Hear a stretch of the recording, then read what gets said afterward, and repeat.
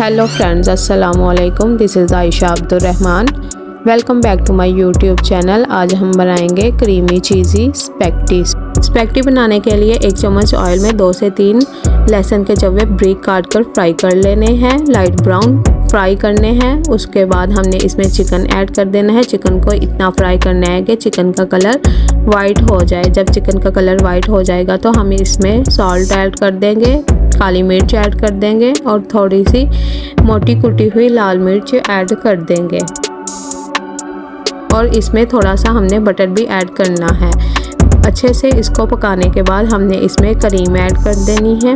Cream को अच्छे से मिक्स करने के बाद हमने इसमें चीज़ ऐड कर देनी है। यहाँ पर मैंने मोज़रेला चीज़ स्लाइस में ऐड की है और थोड़ी सी ग्रेटर की हुई ऐड की है। फिर हमने बॉईल की हुई स्पैगेटी ऐड कर देनी है। स्पैगेटी को हमने अच्छे से मिक्स कर लेना है। मिक्स करने के बाद आप फाइनल लुक देख सकते हैं। आई होप मेरी आज की रेसिपी आपको पसंद आई होगी। आपने अपना और अपने प्यारों का ख्याल रखना है। मुझे भी अपनी दुआओं में याद रखना है। अब मैं आपसे इजाज़त चाहूँगी। अल्लाह हाफिज़।